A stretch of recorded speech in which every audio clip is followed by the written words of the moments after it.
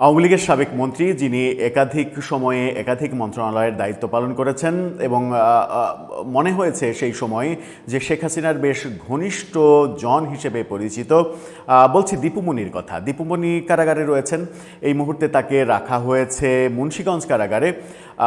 খবর এসেছে, গণমাধ্যমে খবর প্রকাশিত হয়েছে, তিনি হঠাৎ করেই বেশ অসুস্থ হয়ে পড়েছেন এবং তার অসুস্থতা এটা নতুন কোনো ব্যাপার না, দীর্ঘদিন থেকেই তিনি অসুস্থ এবং কারাগারে থাকতে থাকতে সেই অসুস্থতা বেশ খারাপ পর্যায়ে গেছে। কিডনি সহ নানা ধরনের জটিল রোগে তিনি ভুগছেন। কিন্তু খবর হচ্ছে যে তাকে হাসপাতালে নেওয়া হলো, আবার হাসপাতাল থেকে দ্রুততার সাথে আবার কারাগারে পাঠিয়ে দেয়া হলো। কারণ কি? তাহলে কি দীপুমণি সহ অন্যান্য আওয়ামী লীগের নেতারা যে অভিযোগ করছেন যে তাদেরকে সঠিকভাবে চিকিৎসা দেয়া হচ্ছে না, এর আগে আওয়ামী লীগের সাবেক একজন মন্ত্রীর চিকিৎসার অভাবে মারা গেছে, এরকম অভিযোগ আমরা শুনেছি কারাগারে। সেই ক্ষেত্রে কি অভিযোগটার মানে পুনরাবৃত্তি হচ্ছে? দীপুমণি নিয়ে কি বলছেন সংশ্লিষ্ট কর্তৃপক্ষরা, কি বলছে গণমাধ্যম? চলুন একটু জেনে দেখি এই ভিডিওতে। থাকবেন পলিটিক্স টিভির নিয়মিত আয়োজনে।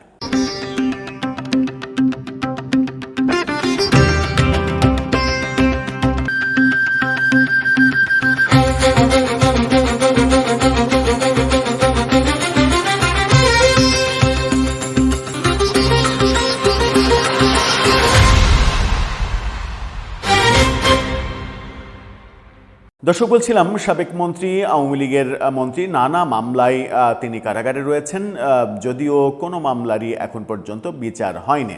বলা যায় যে প্রফেসর ইউনূস ক্ষমতায় আসার পর থেকে এখন পর্যন্ত যত জনকে অ্যারেস্ট করে কারাগারে নেওয়া হয়েছে তার 99% কোনো বিচার হয়নি, বিনা বিচারেই তারা জেলে রয়েছেন, এরকমটা বলাই যায়।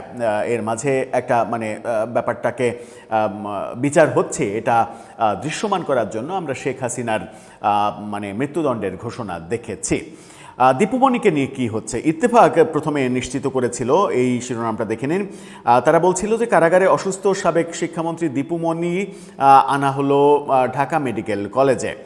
ঢাকা মেডিকেল কলেজে আনা হয়েছে, এই খবরটা যখন আমরা পাচ্ছিলাম তখন আবার মানে সন্ধ্যার পরে দৈনিক যুগান্তর নিশ্চিত করে যে তাকে আবার কারাগারে নেওয়া হয়েছে। কেন আবার কারাগারে নেওয়া হলো?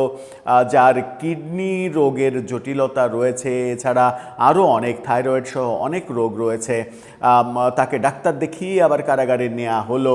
এর পেছনে কারণ কি? যুগান্তর কি বলছে দেখুন, যুগান্তরের শিরোনামটা।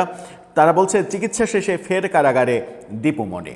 সেই রিপোর্টেই তারা বলছে যে কিডনি, থাইরয়েড, অ্যালার্জিজনিত রোগ সহ বহু রোগে আক্রান্ত সাবেক মন্ত্রী দীপুমণি অসুস্থ হয়ে মুন্সিগঞ্জ জেনারেল হাসপাতালে চিকিৎসা নেওয়ার পর মুন্সিগঞ্জ জেনারেল হাসপাতালে ছিলেন, তাকে তারপরে ঢাকা মেডিকেলে নেওয়া হলো।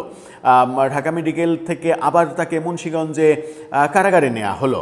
উন্নত চিকিৎসার জন্য ঢাকা মেডিকেল কলেজে পাঠানো হয়, সেখান থেকে চিকিৎসা শেষে আবারও তাকে মুন্সিগঞ্জ কারাগারে নেওয়া হয়েছে। কারণটা বুঝলাম না। একজন অসুস্থ রোগী যিনি জেলা মেডিকেল হাসপাতালে ভর্তি, তাকে উন্নত চিকিৎসার জন্য ঢাকাতে পাঠানো হলো। এত দ্রুত উন্নত চিকিৎসা হলো যে দিনের দিন আবার তাকে কারাগারে পাঠিয়ে দেয়া হলো। মানে ব্যাপারটা অনেকটা মেটিকুলাস ডিজাইনের মতো প্রফেসর ইউনূসের। কিন্তু এখন তো প্রফেসর ইউনূসের আমল নেই, এখন তো একটা গণতান্ত্রিক সরকার, নির্বাচিত সরকার রয়েছে।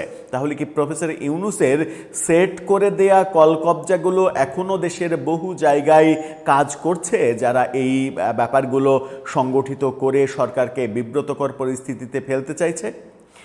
এখানে বলা হচ্ছে যে কারাগারে অসুস্থ হয়ে পড়লে সকাল 8:30টার দিকে তাকে হাসপাতালে আনা হয়। এরপর হাসপাতালের জরুরি বিভাগে প্রাথমিক পরীক্ষা নিরীক্ষা শেষে তাকে নতুন ভবনের মেডিসিন বিভাগে নেওয়া হয়। পরে মেডিসিন বিভাগে দীপুমণির প্রাথমিক চিকিৎসা শেষে সকাল 10:30টার দিকে ফের কারাগারে নিয়ে যাওয়া হয়। বিষয়টি নিশ্চিত করেছেন ঢাকা মেডিকেল পুলিশ ফাঁড়ির ইনচার্জ পরিদর্শক মোহাম্মদ ফারুক। এর আগে দীপুমণিকে হাসপাতালে নিয়ে আসা পুলিশের সহকারী উপপরিদর্শক SI ফজলুল হক জানান, কারাগারে দীপুমণির শারীরিক অবস্থার অবনতি হলে ঊর্ধ্বতন কর্তৃপক্ষের নির্দেশে দ্রুত তাকে ঢাকা মেডিকেল কলেজ হাসপাতালে স্থানান্তর করা হয়। 5 আগস্ট 2024-এর 5 আগস্ট জুলাই আন্দোলনের মুখে তৎকালীন প্রধানমন্ত্রী শেখ হাসিনা পদত্যাগ করে দেশ ছাড়ার পর আওয়ামী লীগ এবং দলটির সহযোগী ভাতৃপ্রতিম সংগঠনের অনেক নেতা আত্মগোপনে চলে যান। এরপরে আমরা দেখেছি যে দীপুমণি গ্রেপ্তার হন এবং গ্রেপ্তারের পরে নানাভাবে তার মানে উচ্চ আদালতের রুলও এরকম দেখেছি যে দীপুমণিকে কেন জামিন দেওয়া হবে না, কিন্তু শেষ পর্যন্ত জামিনের কোনো ঘটনা আমরা দেখিনি। একটা মামলায় তার জামিন হয়েছিল, কিন্তু একটা মামলা তো আর কারো বিরুদ্ধেই নেই, একের পর এক মামলা রয়েছে এবং কোনো মামলায় জামিন হলে পরবর্তীতে আবার অন্য মামলায় তাকে মেটিকুলাস ডিজাইনে শোন অ্যারেস্ট দেখানোর ব্যাপারগুলো আমরা ইউনুসীয় যুগে দেখেছি। সেগুলো হতেই পারে। মামলা মানে একটা সরকারের পতন হয়েছে, সেই সরকারের নেতারা বিপদে পড়বে না, এটা তো আর বাংলাদেশে হতে পারে না। এটা মানে অস্বাভাবিক ব্যাপার। এটা বাংলাদেশের রাজনৈতিক কালচার।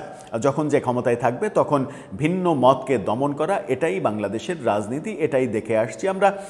মানে আমরা এবং আমাদের পূর্বপুরুষরা দেখে আসছেন গত 55 বছরের ইতিহাসে। কিন্তু সেগুলো প্রশ্ন না, সেগুলো রাজনৈতিক সংস্কৃতি। হয়তো মানে মহান সৃষ্টিকর্তা যদি কোনোদিন রহম করেন তাহলে হয়তো সেখান থেকে আমরা মুক্ত হতেও পারে। কিন্তু প্রশ্ন হচ্ছে যে উন্নত চিকিৎসার জন্য ঢাকা মেডিকেলে যাকে আনা হলো তাকে 2.5 ঘন্টার মধ্যেই উন্নত চিকিৎসা দিয়ে আবার কারাগারে পাঠিয়ে দেয়া হলো। যে চিকিৎসাটা জেলা হাসপাতাল করতে পারলো না, এটাকে আমার সন্দেহজনক মনে হয়। দর্শক, আপনি কি ভাবছেন? আপনার মতামত জানিয়ে লিখতে পারেন আমার কমেন্ট বক্সে।